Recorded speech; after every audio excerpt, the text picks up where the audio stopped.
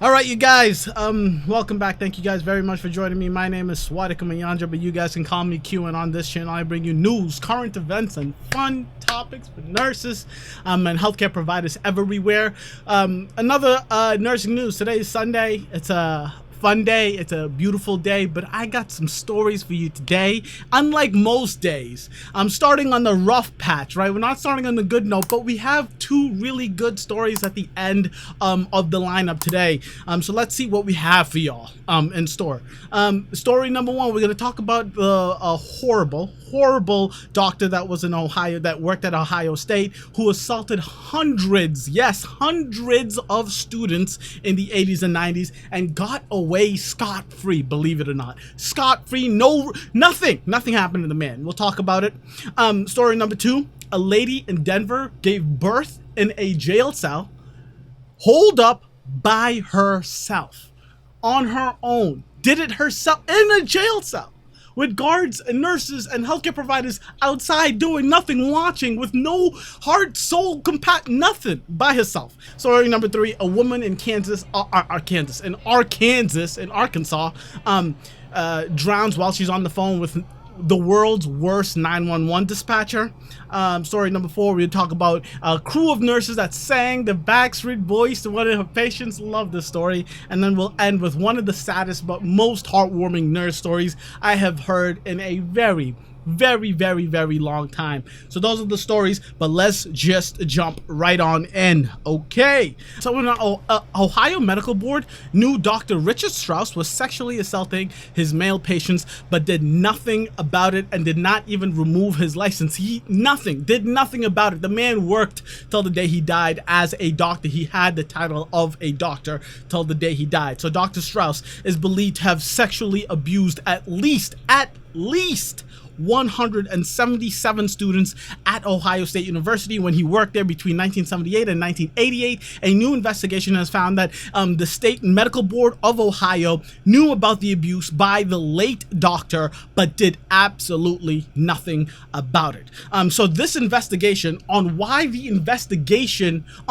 original investigation did not take place or did not develop began last year, and it began last year because the allegations against Strauss, who died by suicide in 2005, emerged last year after former Ohio State athletes came forward to claim the doctor had sexually abused them under the guise of a medical examination. Just like the Me Too movement, once one of the students or a group of students came forward and said, this doctor did these terrible things to me, the floodgates opened. Everyone and their goddamn mother that has ever been to Ohio State that was ever an athlete seemed to have been sexually abused by this man. Specifically the male patients, the male athletes. Insane.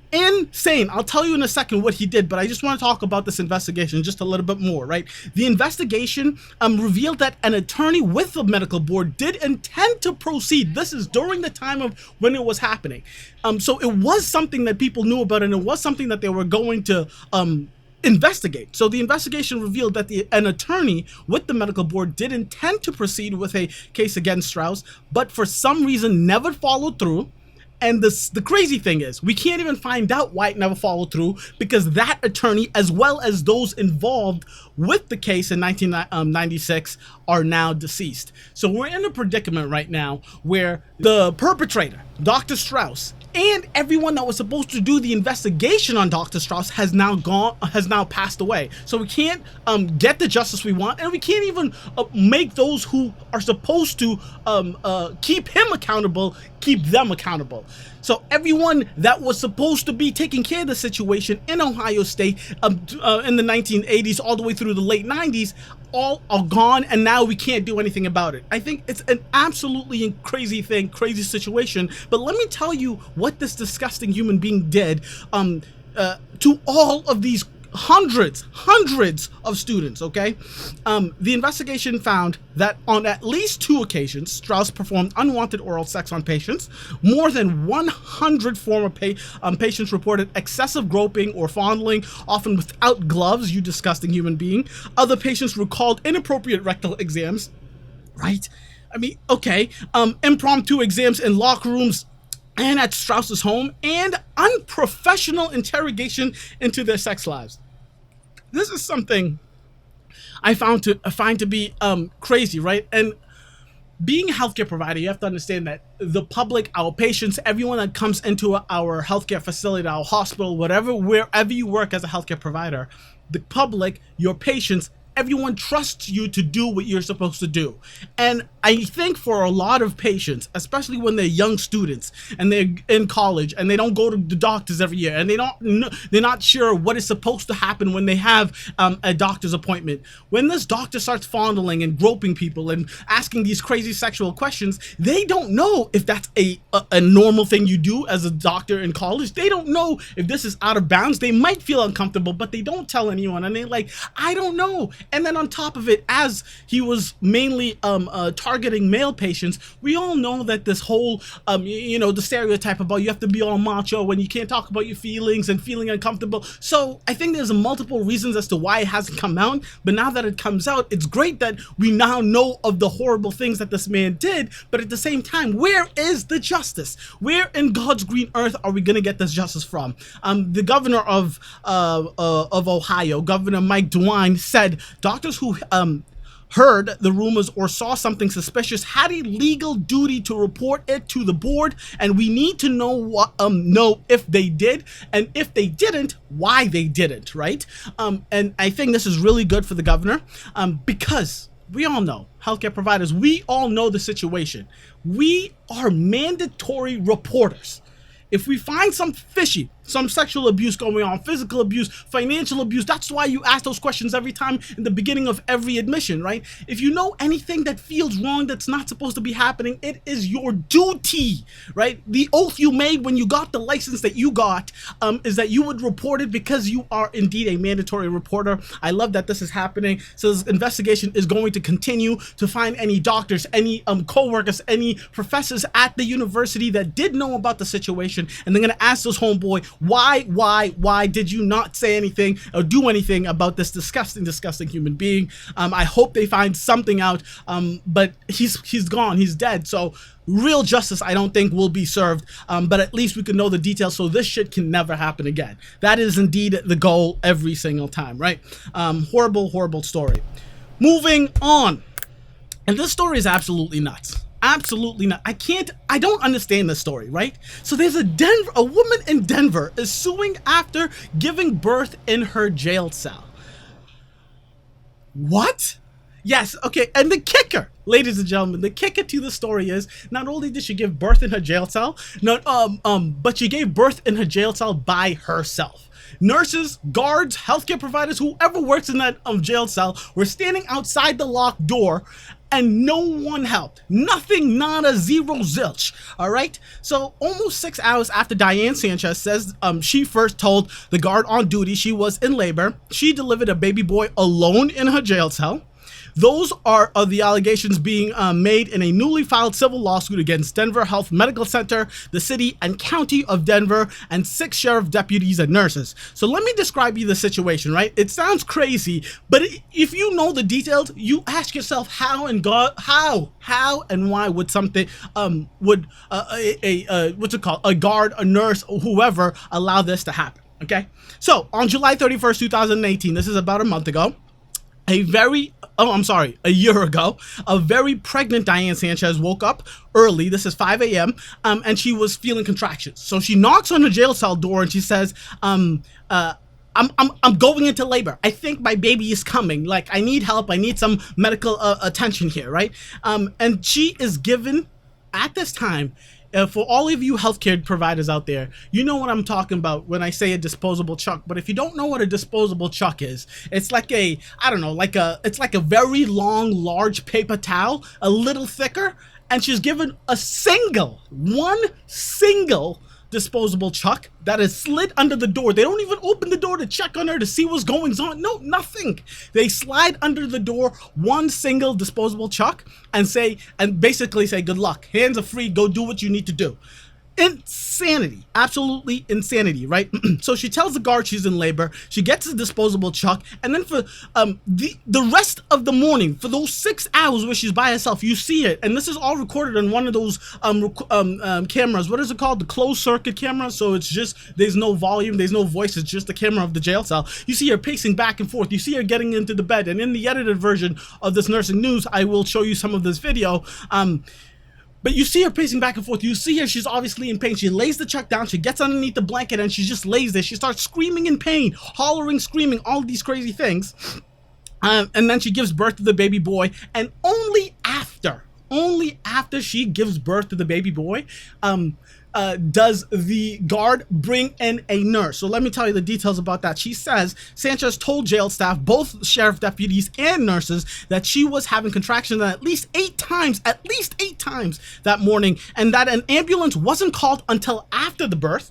It was more than 30 minutes after the birth that Sanchez and her newborn baby finally arrived at the hospital, according to the lawsuit. The Denver Sheriff Department, I think this is literally the worst part of the story.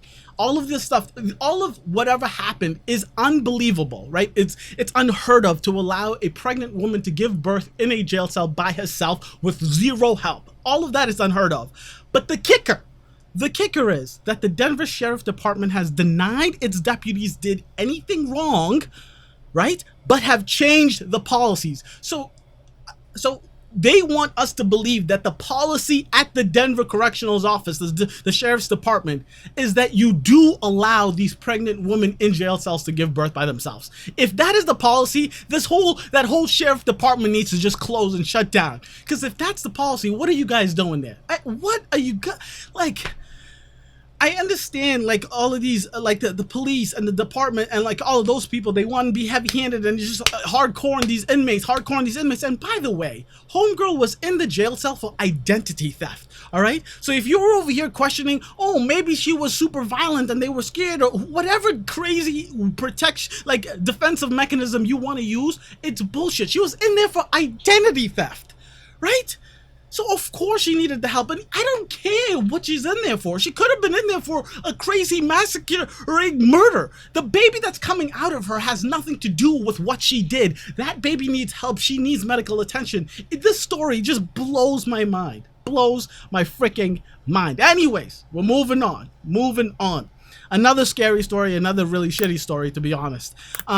An Arkansas woman drowns while she's on the phone with the worst 911 dispatcher in the history of 911 dispatchers, bar none. Okay, maybe I'm exaggerating, but once you hear the things this 911 dispatcher told the lady who called, Miss Stevens who called, you'll be like, something is wrong with her in her soul, right, as a human being. So authorities in Arkansas are investigating after a now former 911 dispatcher scolded a frantic newspaper delivery woman for driving into flooded waters before she drowned. This all happened August 24th, so a week ago or so. So there were some massive floods. Again, in the edited version of Nursing News. I promise I'm gonna try to get better with putting like pictures and stuff during my live, but I'm not there yet. Give me a break, all right? Give me a break. Anyways.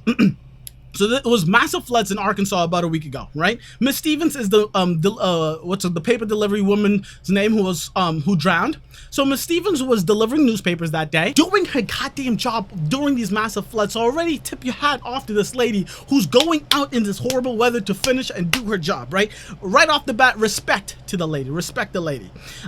She was delivering papers that day, so she sees the floods. She's like, you know what? Let me take a break. Let me park and wait for this flooding to at least simmer down, or at least I'll turn around if it doesn't get better. She tries to park into an apartment complex parking lot, but that's when the floodwaters swept away her car. And that's when she calls 911, right? And then police and firefighters, as soon as she calls 911, obviously the dispatcher does her job. She gets people to respond. She says, where are you? We're going to send people over, right? Police and firefighters respond to the scene about 12 minutes after Stevens' call, right? So she calls 12 minutes after.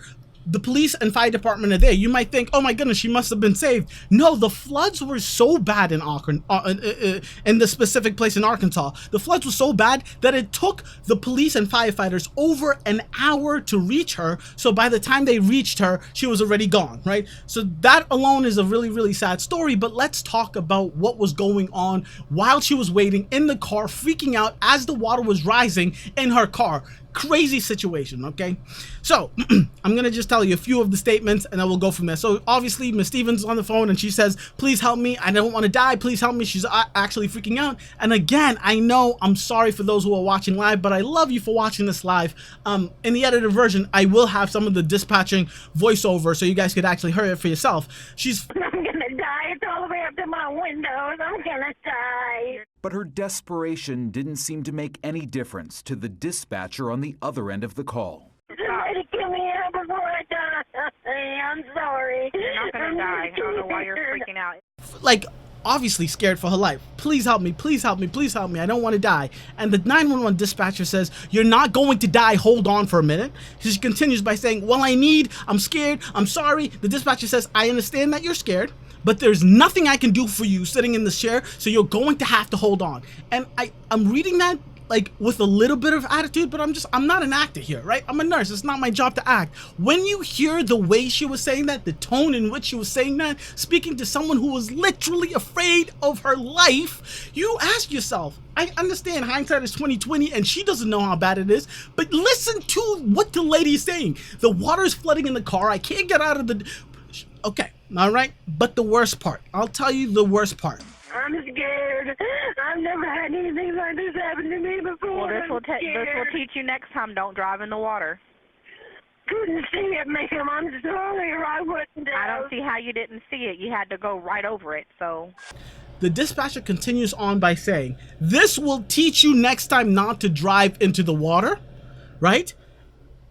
And this is a lady who's about to die. We know she's about to die, but this is a lady at the brink of her life. She's scared for her life. And after getting told that by the 911 dispatcher, her huge heart decides to apologize to the dispatcher.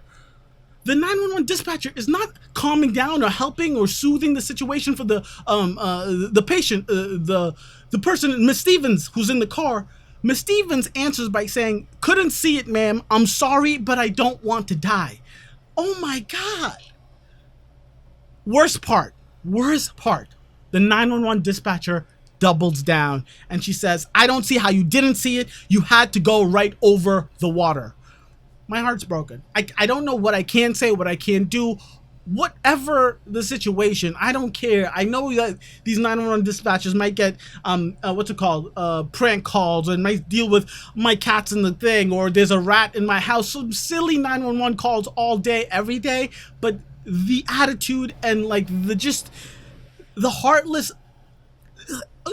way she was speaking to this lady who was scared for her life, there is no excuse for it. And just like the story before, that 911 dispatcher, that the police department said she's fired, but basically she did not do anything wrong. I don't understand it, bro. I don't understand. Where has how compassion gone if this lady did nothing wrong in that situation? I just don't know. I don't know. All right. Moving on. So now we're gonna talk about good stories, and that's we'll be talking about good stories for the rest of the nursing news today.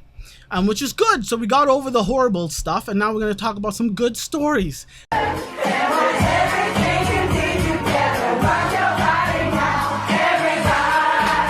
this one is a simple one, but a great one. See, these are the kind of things nurses do. These are the kind of things healthcare providers do that make me proud of what I do, right? So, a group of nurses surprises a cancer patient after she missed her concert, right? So Amanda Coley, and this is in Atlanta, Georgia. She's a patient in Atlanta, Georgia. She's a humongous Backstreet Boys fan, and she bought her tickets to a Backstreet Boys concert that happened, I don't know, this month, a month ago, whatever, recent past. She bought it in last Christmas. This is how big of a fan she is. 6 months in advance, she knows the day, she knows the time, she knows everything, has the outfit picked, excited to see the band back together, going hard. And then during that 6-month period, a shitty situation, she's diagnosed with leukemia. She's not allowed to leave the hospital. It's a really, really sad situation. Obviously, missing the Backstreet Boys concert isn't the biggest situation, the biggest priority. But as healthcare providers, we know when someone is in a hospital in their bed, the little things you can do to make them feel even a little bit better is life-changing. It changes their day, it changes their mood, it might change their outlook on their disease process and might give them some hope, some joy to move forward. And these nurses in Atlanta, Georgia just did that and then some. And again, I have to thank those who are watching live, because in the edited version, I will show the clip of them singing the Backstreet Boys.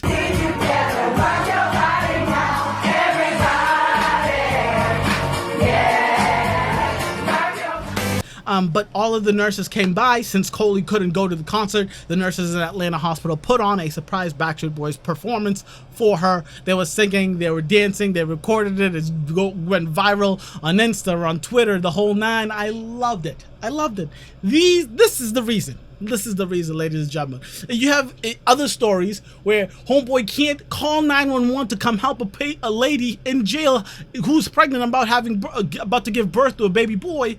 And then in this story, you have the entire unit decide to take time off their very busy day to come sing the Backstreet Boys for a patient who misses a concert. This is what we're dealing with, ladies. This is what we're dealing with, right? Let's hope for the good. Let's hope for a lot more of these kind of nurses. I love it. Absolutely love it. And then the final story of the nursing news today is a story or heartwarming story. So two nurses tell one of the saddest and most heartwarming nurse stories I've ever heard as part of NPR's weekly StoryCorps podcast. Kristen Stollers and Marcy Eberts first met in 2007, working side by side in the intensive care unit at St. Luke's Hospital in Kansas City. So these ladies are tight. Real tight as two work buddies can be. They're so tight, in fact, that they call each other work wives. Love it. You need your work hubby, your work wife. You need that person. You watch Grey's Anatomy, you know, Christina and what's her name? Meredith. You need your person. And they were each other's person, right? And so StoryCorps, if you don't know what it is, it's a non-profit organization whose mission is to record, preserve, and share the stories of Americans from all different backgrounds and beliefs, occupations, and so forth and so on, right? So they tell a story about an elderly patient in the CCU when they work together, specifically in bed 2. That means nothing to us, but I would love for you guys to go look. I'm going to have a link in the edited version of this where you can go to hear the actual story and how they tell it, because it's amazing. But I have to share it with the very few people that are watching this. I love it. I just love the story, okay? So the patient comes in, and the patient had a heart attack, and that's why he's in the CCU. The patient had a cardiac arrest, and they said that they coded him, right? So in the beginning that they coded him, they brought him back. They were excited, but the issue was they did this multiple times over and over and over again. It was one of them situations where he was connected to all these wires. He was as bad as it gets, right? So while all of this was happening, the wife was sitting at his bedside, just sitting there watching it. She stayed, she was crying, she felt horrendous as a person watching the healthcare providers. And if y'all know when you're at a hospital, you're doing compressions on the patients, you're doing whatever you have to do to save that patient's life. But when you take a step back and watch what's happening, if you're a family member or if you're just another healthcare provider in the hospital watching what's happening, it's a scary sight to see. Someone putting all of their might on one of a patient's or a loved one's chest. It's crazy. It is absolutely crazy. So his wife is sitting there watching this happen to her husband, and it's happening multiple times that entire shift. It gets horrible, but then they have a little bit of a break, and then the wife asks the ultimate question: can I be in bed with him? So she wants to lay in bed with a patient that's in the CCU that has been getting CPR every 30 minutes, every 15 minutes, every 20 minutes. And the nurses are like, it's not safe, but I can understand. And this is what nursing is about. This is what nursing is about, ladies and gentlemen. So they do everything they have. You know, he's all the wise. He has every catheter or every tube inserted. So they try to finagle a situation where she can lie in bed with him. He goes into VFib. If you don't know what VFib is, just a very bad irregular heartbeat. and they have to do CPR again. And when they start doing CPR, the wife says, "Please stop. The next time this happens, let's let him go." And she was crying and she was in tears. And after they did the CPR again, and he came back to, and she said stop, she was sitting there. And she was saying, it was super, super sad. Let me see. It says, "I can just remember her sobbing."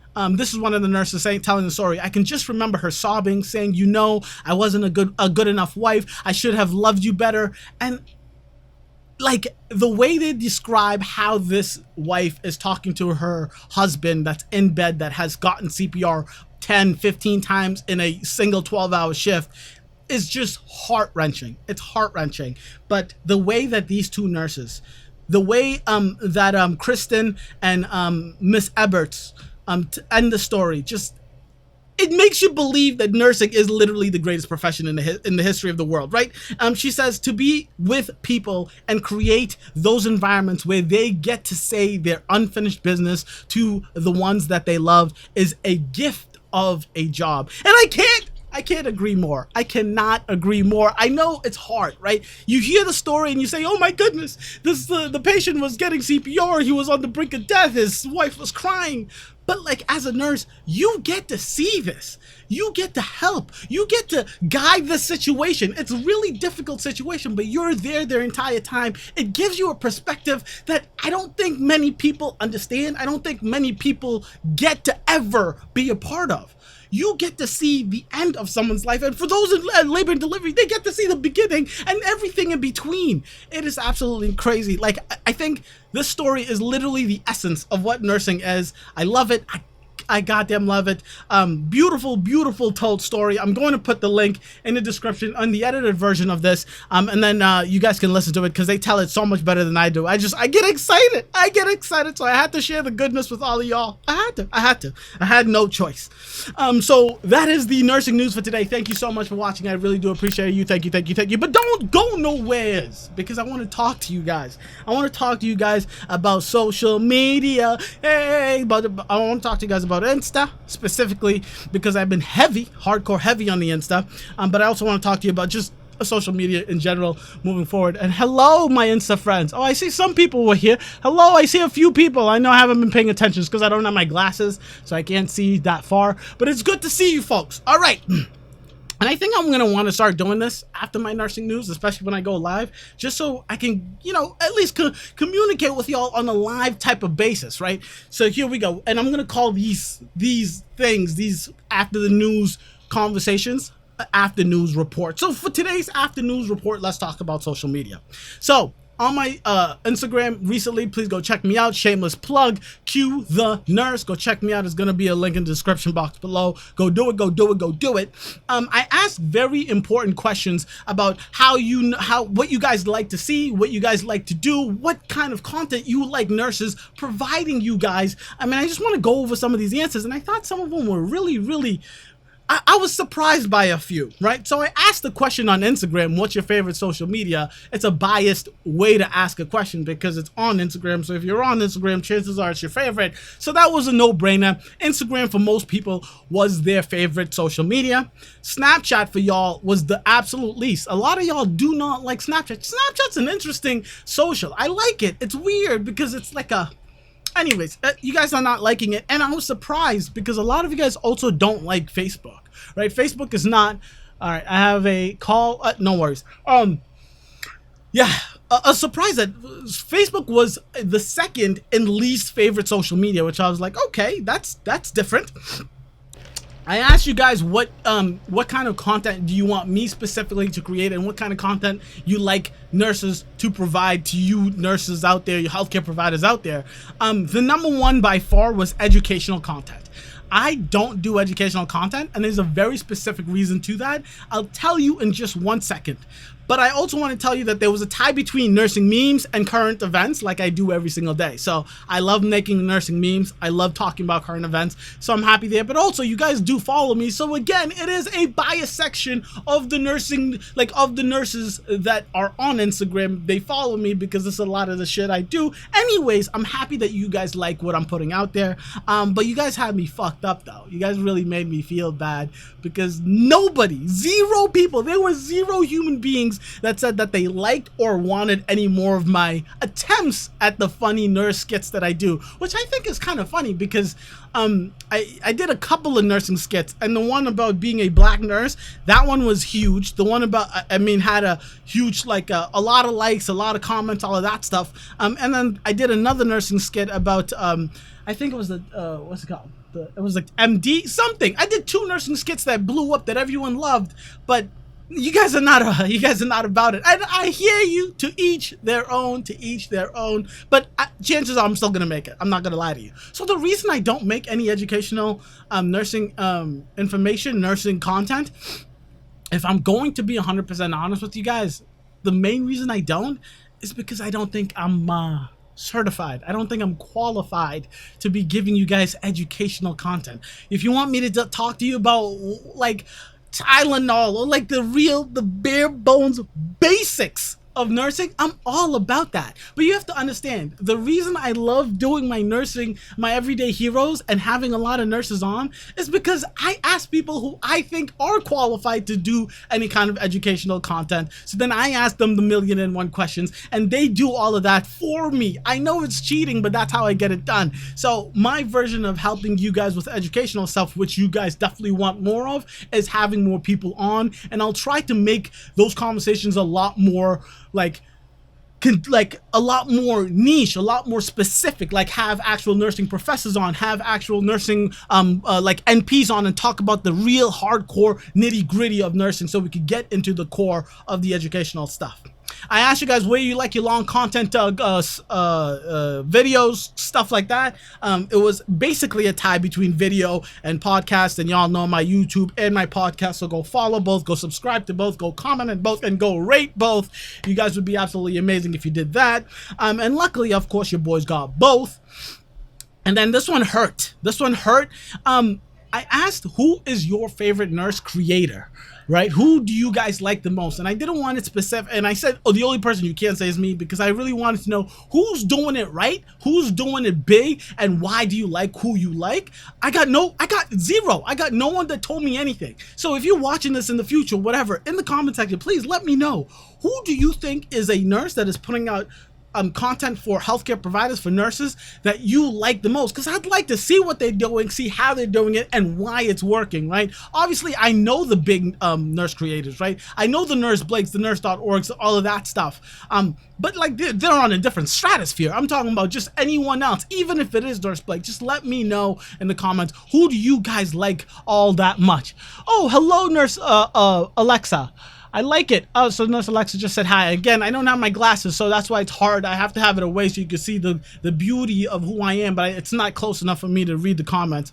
But speaking of comments, I asked you guys, what kind of stories you want me to cover? And I am going to go down the Insta requests and tell you why I haven't covered them for each person. So we have at Anya_Owens. She asked, how do I manage when I'm swamped at work and there is no cavalry to help? There's no one to help me. What do I do when my day is hard, like just nonstop, task after task after task, after med pass, after dressing change, after bed bath, after whatever? My day is packed, and all of my coworkers are packed, and they're running around with their heads cut off. Honestly, Anya, the answer is I don't handle it. I go until I can't go anymore, and when I can't go anymore, I'm staying late. The easiest thing to cut back on is your documentation. And I say that because it's the truth of the situation, because there's things that need to happen. Like, you need to pass out meds. When someone's in pain, you need to go fix that situation. When someone needs to go to the bathroom, that is the priority over your documentation. But at the same time, if you forget to document, or if you don't document when you did it, it's easy to forget to document in the future. So it's a hardcore balance that you have to make. If my day is swamped, I have no help, I can't ask for anyone to come and help me, What I have to do is I have to just push back what I can push back, and that's where prioritization comes in hardcore. This is something that has been very difficult for me since the get of me getting into nursing, but you get better at it as time goes on. You never become perfect at it because every single day is different, every single situation is different. Some patients take longer, some patients take, some patients, they take one pill at a time with applesauce. They needed crushed and they wanted it in all different cups. So while they slowly eating their pills, taking their pills, you can try to sneak in some documentation there, right? Some patients want you to be there with them, and some patients are large and you need 3-4 people to come.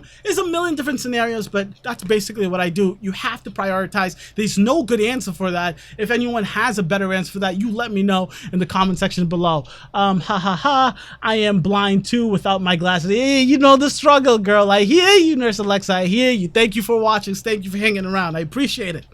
Okay, another Insta request that I've gotten was things from, at Jenny Jaffe. Things we should know about nursing that you won't find in the textbook. I was like, wow, that's a real good question. That's a very, very good question. And the things that you won't find in the textbook, I know they talk about nursing communication and interdisciplinary teamwork and all of that stuff, but they talk about it in some utopian type of world. The reality of the situation, just like the question prior, like what you do when shit hits the fan, when you work as a nurse, there are going to be doctors that you don't get along with. They're going to be co-workers, other nurses that you don't get along with, CNAs that you don't get along with. There are going to be situations where you don't like the people you work with.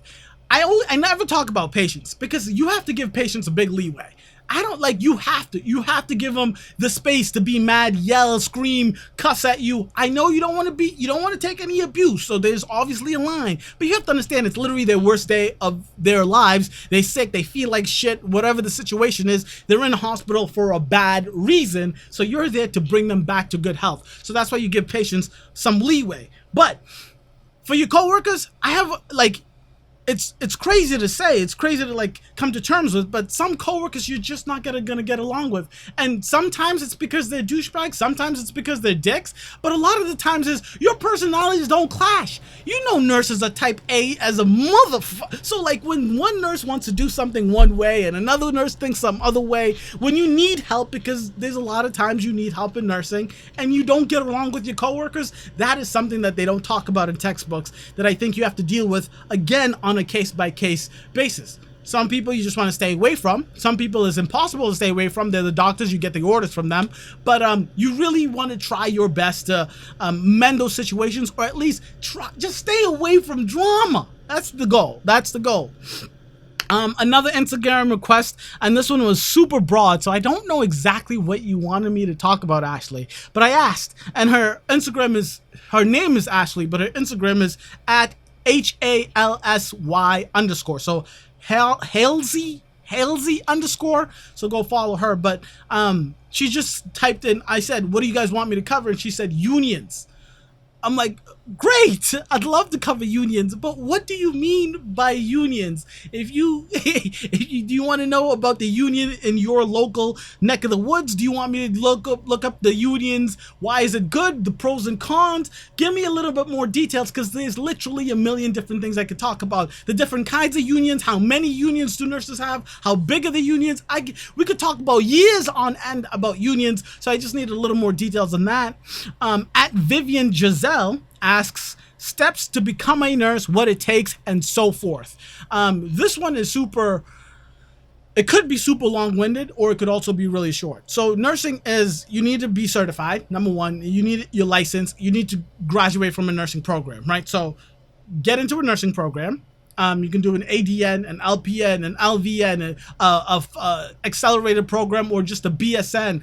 Any of those programs, get into it, graduate, pass the NCLEX, pass the boards, get your license, and then this is the part where I feel like I disagree with people. I know a lot of people say it's hard to get nursing jobs. It's not.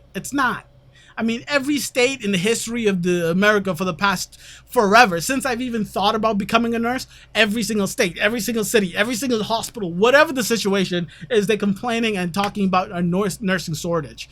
If you can't find a job, I try to be kind, but the reality is you're just not looking hard enough. If you can't find a job, or if you get rejected from the job that you wanted, oh my goodness, I just graduated nursing school and I want to work in the big city hospital. No, the big city hospital is hiring nurses that's been nurses for 15, 20, 30 years. You got to work your way up, right? So there's going to be a nursing job wherever you go. And that is the last step. I could get into the details, but again, I like to talk about things that I know very, very well, or just the nursing news stories of the day. And I don't know all the other steps very, very well. So that's why I also love having the everyday heroes on, and they can explain their journey so you could get the different perspective from me, from other nurses, from LPNs, from whatever the different versions are.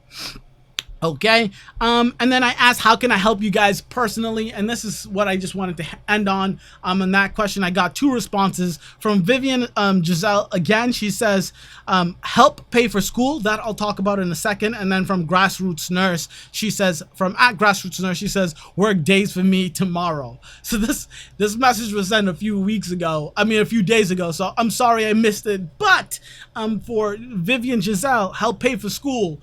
That is something I was thinking about. I was thinking that I could save up some money and give it do a scholarship, or do like a nursing giveaway. I know that other nurses do that. I'd love to do something like that. I think that would be super, super cool. I would have to find out just the technicalities of how that would work, if I would have to associate it with someone else, or if I could just do it based on off of my Instagram and just be like, these are the steps you need to do to, qualify for this. Just, I don't know. I'm going to try to figure that out, because that's something I definitely have been thinking about, is how can I give back to the nursing community? And I think a scholarship for a nursing student sounds like a fantastic way, because I know that other nurses like to give away stethoscopes and give away nursing shoes or scrubs, and I think those are great, but real deal, real situation, money is hard to come by, especially when you are a nursing student. Thank you guys so much, very, very, very much, for sticking around. I gotta go talk to Tina,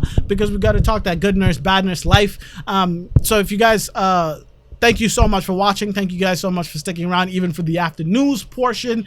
In the future, when I don't have things that I think I really, really need to talk about, I can go through the comments that are going on.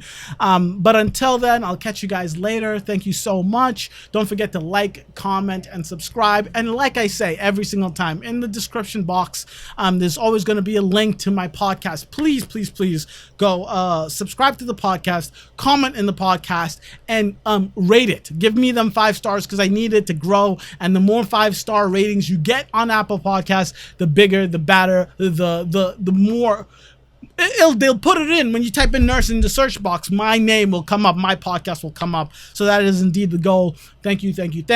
Catch you on the flip. Deuces.